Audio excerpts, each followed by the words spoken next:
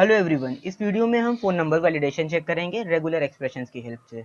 ठीक है, तो यहाँ पे हम करेंगे क्या कि एक इनपुट फील्ड में वैल्यू लेंगे और चेक करेंगे कि वो इंटीजर है या नहीं, यानी कि सभी वैल्यूज़ इंटीजर हैं और सभी वैल्यूज़ की जो टोटल काउंट है या फिर टोटल लेंथ है, ठीक है, वो 10 डिजिट्स है या नहीं। तो ये चीज़ इस वीडियो में हम देखेंगे। सबसे पहले यहाँ पर हम एक फॉर्म टैग लेंगे। फिलहाल यहाँ पे हमें एक्शन का कोई भी यूज़ नहीं है, क्योंकि एक्शन को यूज़ तब किया जाता है जब हमें फॉर्म के डेटा को कहीं और भेजना हो, ठीक है, किसी और पेज में। तो यहाँ पर एक लेबल ले लिया है हमने, इसके अंदर हम लिख देते हैं फ़ोन नंबर। अब यहाँ पे एक इनपुट टाइप टेक्स्ट ले लिया, ठीक है। यहाँ पर हम नेम एट्रीब्यूट में दे देंगे इस इनपुट फील्ड का नाम क्या है। इस नेम एट्रीब्यूट की हेल्प से हम इस इनपुट फील्ड को एक्सेस कर पाएंगे, ठीक है। तो यहाँ पे जैसे हम नेम दे देते हैं phone number, PHONE phone no, ठीक। इसके बाद यहाँ पर हमें एक इनपुट टाइप सबमिट चाहिए, यानी कि सबमिट बटन, ठीक। तो यहाँ पे वैल्यू दे देते हैं सबमिट बटन की सबमिट। तो ये सबमिट लिख कर आएगा बटन पर। इसके बाद यहाँ पर हम बॉडी की जो मार्जिन है उसको इंक्रीज कर देंगे। इससे क्या होगा, कॉर्नर पे जो स्पेसेस होती हैं थोड़ी सी बढ़ जाएंगी। तो यहाँ पे जब रिफ्रेश करेंगे तो ये देखिए जो कॉर्नर की स्पेसेस आ रही है ना, वो बॉडी की मार्जिन इंक्रीज करने की वजह से आ रही है। बाकी ये लेबल, टेक्स्ट बॉक्स और बटन आ गया।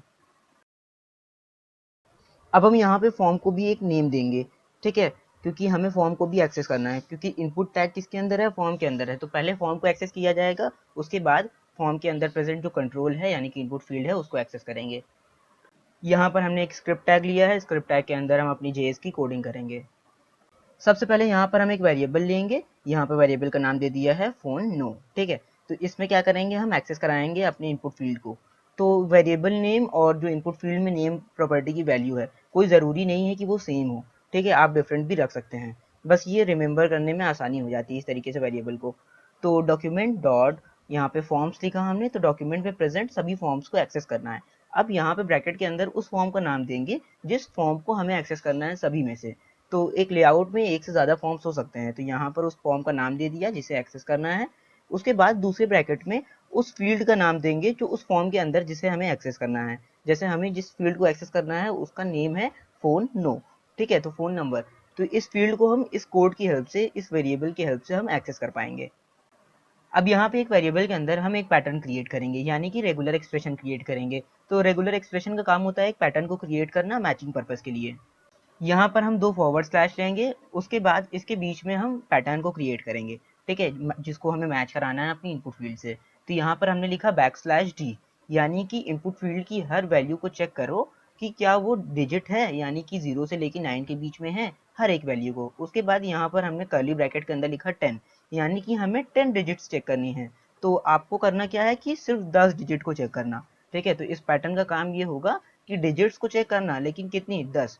अब कहाँ से चेक करना है वो चीज़ बताना पड़ेगा। तो यहाँ पर हमने ये जो सिंबल लगाया है कैरेट का, ये बताता है कि स्टार्टिंग से चेक करना है एंडिंग तक, ठीक है। तो एंडिंग के लिए यहाँ पे डॉलर लगा देंगे।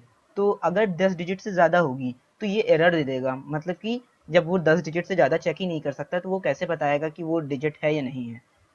यहाँ पर हम फॉर्म पे एक इवेंट देंगे ऑन सबमिट, यानी कि जब इस फॉर्म को सबमिट किया जाए तो एक वैलिड फंक्शन को कॉल करो, ठीक है। तो यहाँ पर हम वैलिडेशन चेक करेंगे।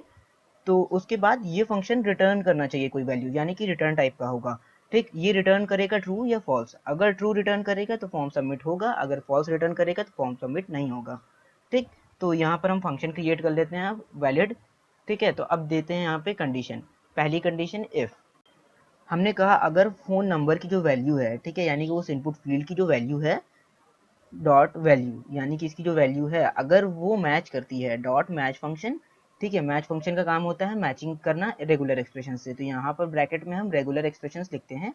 तो रेगुलर एक्सप्रेशंस को हमने यहाँ पे पैटर्न में पहले से स्टोर करके रखा है। तो अगर ये वैल्यू मैच नहीं करती है, यहाँ पे नॉट का सिंबल लगाएंगे, ठीक है, कि अगर फ़ोन नंबर की जो वैल्यू है पैटर्न से मैच नहीं करती है तो इसके इफ़ के अंदर आना और एक अलर्ट दे देना, और अलर्ट में लिख देना कि एंटर अ 10 डिजिट नंबर। तो जैसे ही वैल्यू मैच नहीं करेगी वो इस अलर्ट को क्या करेगा, एग्जीक्यूट कर देगा, ठीक है। अलर्ट के बाद यहाँ पर हमें लिखना पड़ेगा रिटर्न, रिटर्न फॉल्स, यानी कि फॉर्म को सबमिट मत होने दो। अलर्ट के बाद अगर हमने रिटर्न फॉल्स नहीं लिखा तो ये क्या करेगा, फॉर्म को सबमिट कर देगा, ठीक है। और अगर इफ़ की कंडीशन ट्रू नहीं होती, यानी कि इफ़ एग्जीक्यूट नहीं होता, तो यहाँ लिख दो रिटर्न ट्रू, यानी कि फॉर्म को एग्जीक्यूट कर दो। अब इसका आउटपुट चेक कर लेते हैं। जैसे मान लेते हैं यहाँ पर हमने लिखा ए, इसको किया सबमिट, तो इसमें लिख के आ रहा है एंटर अ 10 डिजिट नंबर, ठीक। उसके बाद हम मान लेते हैं अब कोई न्यूमेरिक वैल्यू ही दे देते हैं 4 डिजिट की, ठीक। फिर देखिए एंटर अ 10 डिजिट नंबर, इसको ओके करेंगे। उसके बाद यहाँ पे वैल्यूज़ को और इंक्रीज़ कर देते हैं, ठीक। अब इसको सबमिट करते हैं, अगर ज़्यादा हो जाएगा तो भी बताएगा एंटर अ 10 डिजिट नंबर, क्योंकि वो 10 डिजिट नंबर को नहीं चेक कर पा रहा है, ठीक है। अगर उससे कम है तो भी नहीं चेक कर पा रहा, उससे ज़्यादा है तो भी नहीं। लेकिन जैसे ही देखिए 10 डिजिट नंबर हुआ तो फॉर्म सबमिट हो गया।